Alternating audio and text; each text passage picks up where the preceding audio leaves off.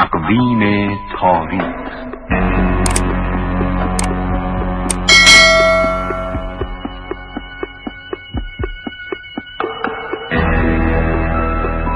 به نام خدا. امروز سه‌شنبه 9 مرداد سال 1403 هجری شمسی مطابق با 24 محرم الحرام سال 1446 هجری قمری و برابر با 30 ژوئیه سال 2024 میلادی است. 30 ژوئیه سال 1602 میلادی 422 سال پیش نفوذ استعماری هلند در اندونزی آغاز شد. در نیمه نخست قرن 16 میلادی پرتغالی‌ها به مجمع الجزایر اندونزی هجوم آوردند.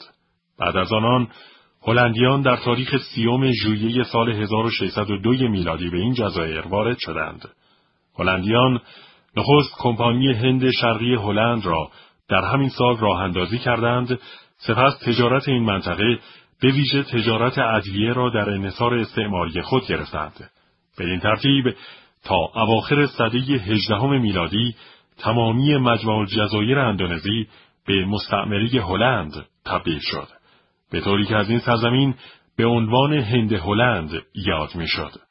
اندونزی سرانجام بعد از 350 سال سلطه استعماری هلند به رهبری احمد سوکارنو به استقلال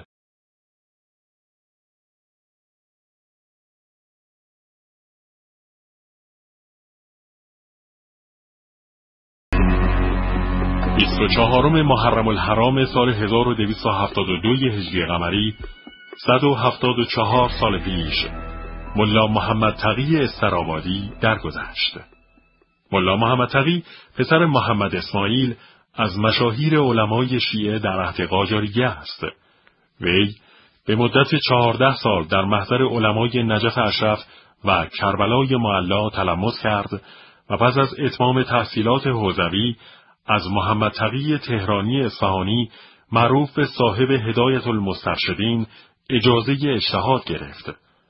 ملا محمد تقی استرآبادی در سال 1271 هجری قمری به دنبال اغتشاشاتی که در استرآباد و گرگان روی داد برای گزارش واقعه به ناصرالدین شاه قاجار به تهران آمد، ولی پیش از بازگشت به تاریخ 24 محرم الحرام سال 1272 هجری قمری به طرز مشکوکی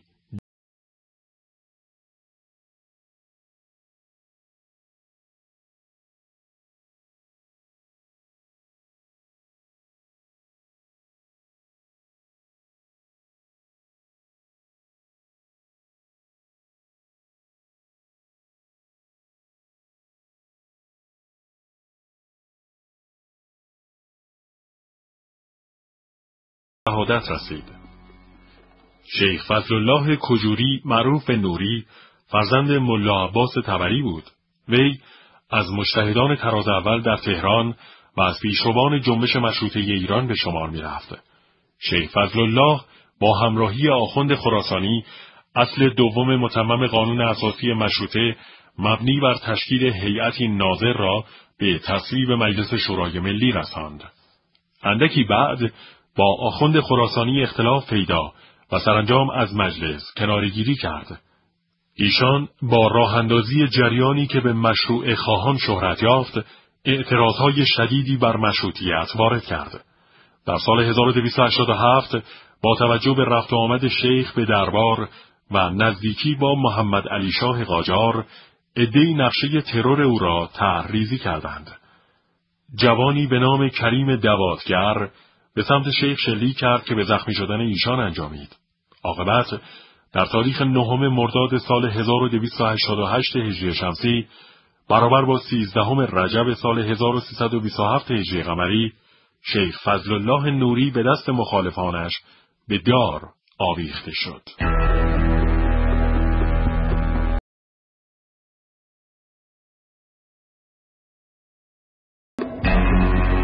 9 مرداد روز صدا و سیما.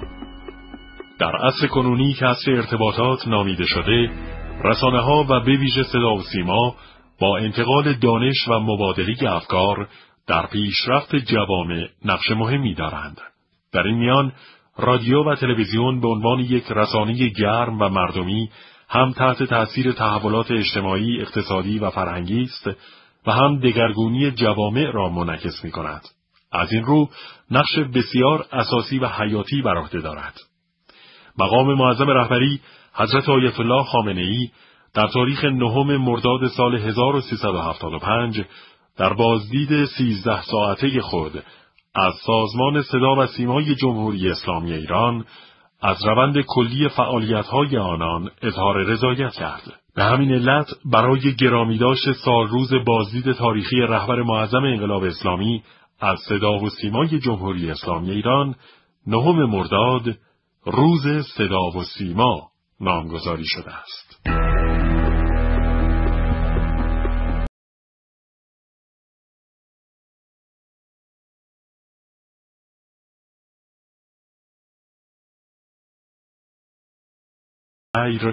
جهانگرد، نویسنده و شاعر عرب زبان اندلسی است.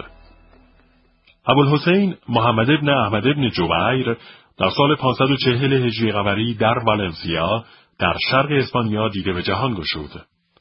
وی به سال 578 هجری آهنگ سفر حج کرد و پس از آن به دیگر نقاط مشرق زمین سفر کرد و سرانجام پس از 2 سال به قرناطه در اسپانیا بازگشت.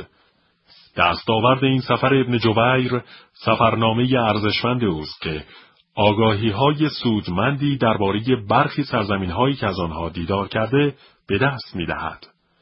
این جهانگرد مسلمان پس از شنیدن خبر بازپسگیری بیت المقدس توسط صلاح الدین ایوبی سفر دوم خود را آغاز کرد، اما از جزئیات آن اطلاع زیادی در دست نیست.